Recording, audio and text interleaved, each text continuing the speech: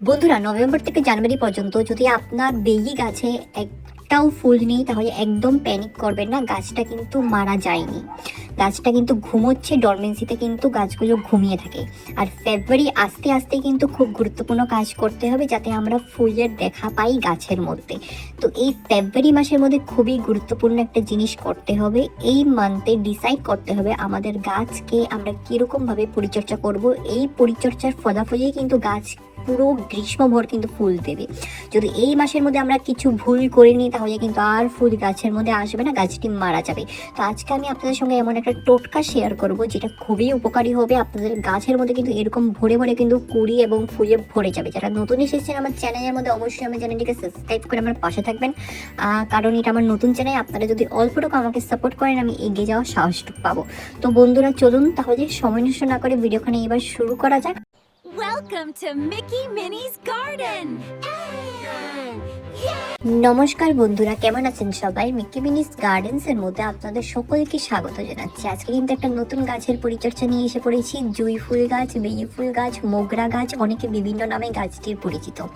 তো বন্ধুরা, এই সময় এই ফেব্রুয়ারির মাঝ বরাবর কিন্তু আমাদের একটা জিনিস গাছের উপর করতে হবে যাতে গাছের মধ্যে আমরা এরকমই ফুলের দেখা পাই। দেখতে পাচ্ছেন আমার গাছটি খুব সুন্দর গ্রোথ, হেলদি, এবং কিছু কিছু পাতা কিন্তু নষ্ট হচ্ছে, সিজনের কারণে হয়ে থাকে। তা নিয়ে একদম প্যানিক করবেন না।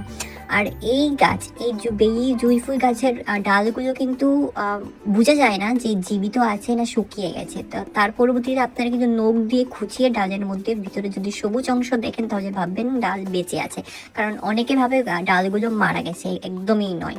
তো এখানে দেখেন যে সমস্ত নষ্ট পাতা কুড়ি টুড়ি ছিল সমস্তগুলোকে আমি তুলে নিচ্ছি। আর গাছটি কিন্তু জমিতে লাগানো, তো এটা আমি জমির থেকে আর তুলিয়ে নিই। জমিতে খুব সুন্দর গ্রোথ হচ্ছে, এখন আমি আর রিপোর্টিং করবো না। যদি আপনাদের গাছ টাবের মধ্যে থাকে, 2 বছর নাগাদ হয়ে গেছে, 1.5 বছর হয়ে গেছে, তাহলে কিন্তু অবশ্যই এই হলো সঠিক সময় রিপোর্টিং করবেন। শেকড়গুলোকে কেটে কেটে রিপোর্টিংও করতে পারেন যদি আপনাদের কাছে সেই টবের মধ্যে, অথবা যদি বড় টব থাকে তো শেকড় না কেটেও কিন্তু আপনারা রিপোর্টিং করতে পারেন, খুব সুন্দর গ্রোথ হবে।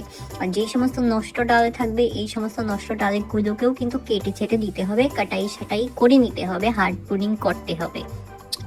কারণ গাছের মধ্যে কিন্তু কুড়ি ফেব্রুয়ারি শেষের কিন্তু আপনারা দেখতে পারবেন। আর এখানে দেখেন আমার এই গাছগুলোর মধ্যে তো কুড়ি অলরেডি চলে এসেছে, মারাত্মকভাবে কুড়ি হচ্ছে, অগতম হয়ে যাচ্ছে। খুব সুন্দর আমি রেজাল্ট পাচ্ছি, কারণ আমি কিছু ঘরোয়া জিনিস গাছের মধ্যে দিয়ে থাকি।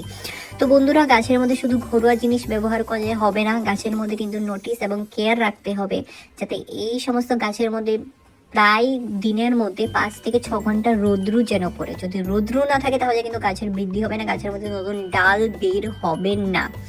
আর অবশ্যই মাটিটা চেক করবেন, অতিমাত্রায় ময়েস্ট মাটি যেন না থাকে। অতিমাত্রায় ময়েস্ট মাটির কারণে কিন্তু গাছগুলো শুকিয়ে যায়, গাছের মধ্যে কোনো গ্রোথ, ডাল বের হয় না।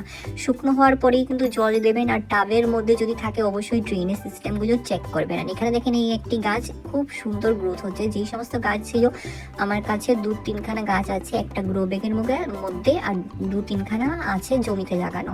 আর এই যে দেখেন ডালগুলো খুব সুন্দর। আর এই কাটিং থেকেও কিন্তু আপনারা এই সময় খুব সহজেই কিন্তু চারা তৈরি করতে পারবেন, কোনো অসুবিধা, কোনো দ্বিধা রাখবেন না। এখানে দেখেন নিচে কিন্তু শেকড় অলরেডি চলে এসেছে, কিছু কিছু কাটিং জমিতে ঘষে ঘষে গেছে। তো আমি সেই সমস্ত যদি কাটিং কেটে যদি পরিস্থাপন করে দিই তাহলে খুব সহজেই চারা তৈরি হয়ে যাবে। আর পাতার কারণে অবশ্যই নিম পাতা সেদ্ধ করা জলে স্প্রে করবেন, খুব সুন্দর এফেক্ট করবে না, অর্গানিক খাবার হিসেবে কাজ করবে। এবার চলুন কি খাবার এই সিজনে আমরা দিতে পারবো এই ফেব্রুয়ারি মাসের মধ্যে যাতে গাছের মধ্যে কুড়ি দেখা পাই এবং নতুন ডাল যেন গাছগুলো বের করতে পারে।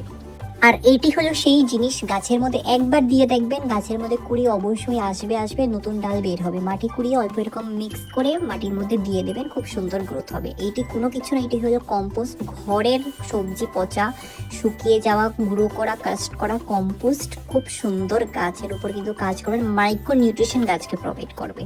তো বন্ধুরা, যদি আপনাদের এই ভিডিওখানে ভালো লেগে থাকে তাহলে অবশ্যই আপনারা আপনাদের প্রিয় গার্ডেনিং ফ্রেন্ডসের সঙ্গে ভিডিওখানে শেয়ার করবেন। আর অবশ্যই আমার পাশে থাকবেন, কারণ এটা আমার নতুন চ্যানেল। আপনারা যদি অল্পটুকু আমাকে সাপোর্ট করেন আমি এগিয়ে যাওয়ার সাহসটুকু পাবো।